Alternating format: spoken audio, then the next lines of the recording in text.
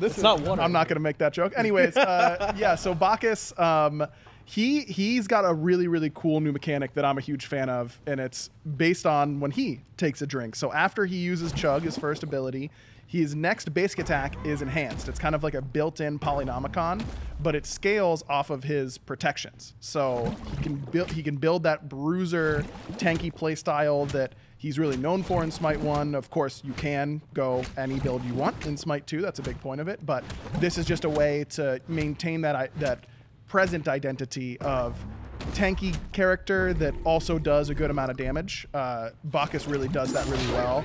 I think solo Bacchus, I know Haddix has been playing a ton of it in Smite 1 recently, but I think it's better than ever in Smite 2. He has a lot of good strength and int scaling combos. I believe belly flop scales off of strength and does physical damage. He's physically jumping on you, so it doing physical damage makes a lot of sense. And so you can really do some fun stuff with the belly flop into enhanced auto combo there that he feels really, really good. And we've also significantly lowered the post fire on Chug so that you can actually get to that attack a lot faster. I believe it's like even cut in half from what it is in Smite 1 to really help enable this. Nice. Bellona, let's see the kit. Oh yeah, Bellona's one of those takeaway ones of like everything just looks so damn good. So the main new feature for Bellona is her passive. So she still builds it up by gaining stacks by attacking, but now she gets a specific unique stat for each weapon stance she's in. So you get the movement speed, or if you want to bring up the full tooltips because it's a lot of stats, but you get the movement speed for or sword and shield will give you protections or both protections. Hammer gives you % strength. Yes, that's so good. If you want to go full damage Bellona, and Scourge gives attack speed.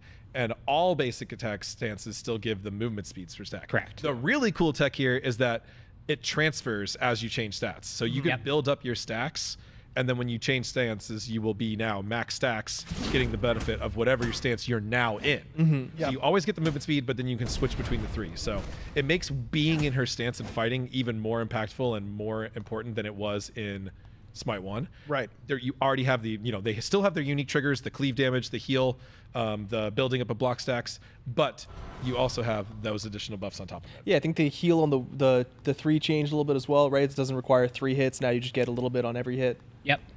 That's true. Small adjustments like that. Yeah, a lot of balance adjustments. The reflect damage on her block stacks on her shield bash now are protection scaling damage. Right. Yep. So the tankier you build Bellona, the more damage you'll reflect, the more thornsy you'll be.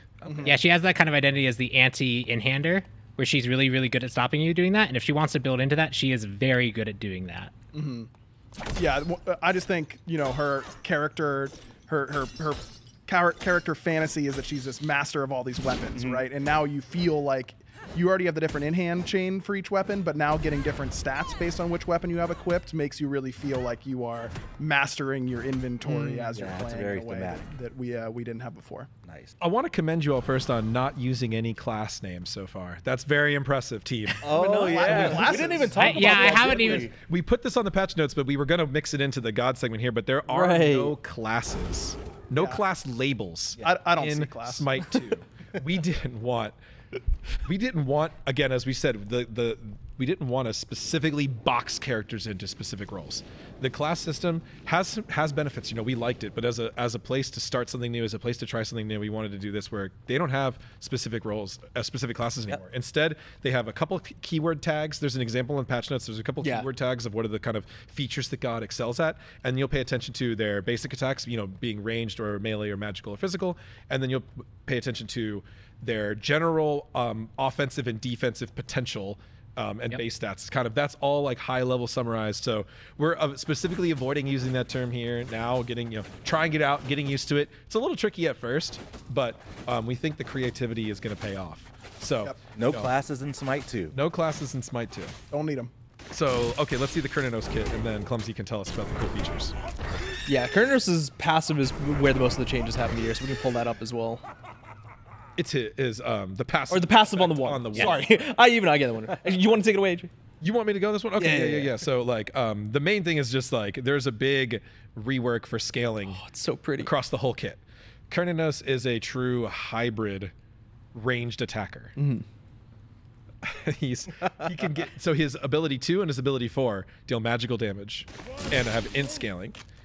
His ability 1 has a bit of mixed scaling, but generally, you know, people benefit a lot of just building physical for the summer damage for a true carry kit. Yep. And then also the 3 is a physical damage with strength scaling. So it's split kit. Yeah, and the two it does also have strength scaling. So the initial hit scales off strength and intelligence, but the area scales off intelligence. So if you want to go more mage-like, where you can have better clear, you want to be going more intelligence focused and using Bramble Blast. But the direct hit is still a very strong strength scaling ability. So there's a couple cool things on this kit. The first one is the effect of how we can use scaling to scale utility effects, like on Shifter of Seasons. So generally, you would only see scalings on damage in Smite 1. But in this ability alone, you see a protection debuff gets it more potent off of intelligence scaling, as does a slow amount.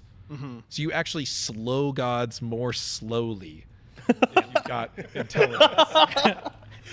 Yeah, they get slowed the same speed, but then they're slower. And you know, and we did away with a lot of heal scaling in Smite 1, but now we're using it as kind of like a way to encourage building intelligence on gods that may not build it. Yeah, that's actually really Yeah. that's a really good point, because previously one reason that we didn't was if a character scales off physical power and you give them physical power scaling, well, now they're becoming tankier while also building the damage. That's just free healing. Yeah, it's just free healing, right? Whereas now we can go, hey, you're mostly physical scaling character, or we can give you this heal scaling in context of a more ability-focused kit.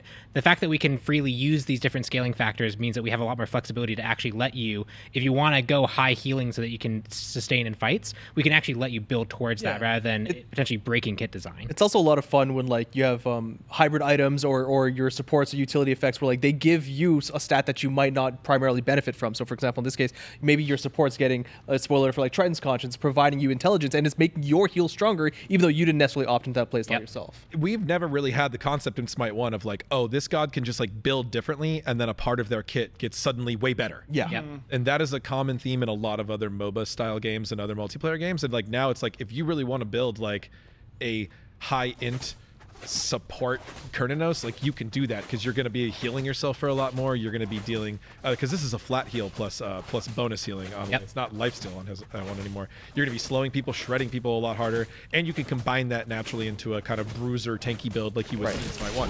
That was just something that wasn't possible in Smite 1. So that's something that's really cool here. And one final note on Cernunnos is too that like Cernunnos also was a bit of like he just does everything too well, and so like everything had to be super undertuned to like get him balanced. So kind of splitting his kit kind of forces him to choose. Like if he's all in ADC, which he is one of the best ADCs because of all of his procs and in-hand synergies, and just be able to shred. Now it's going to weaken his abilities a little bit because those are int abilities.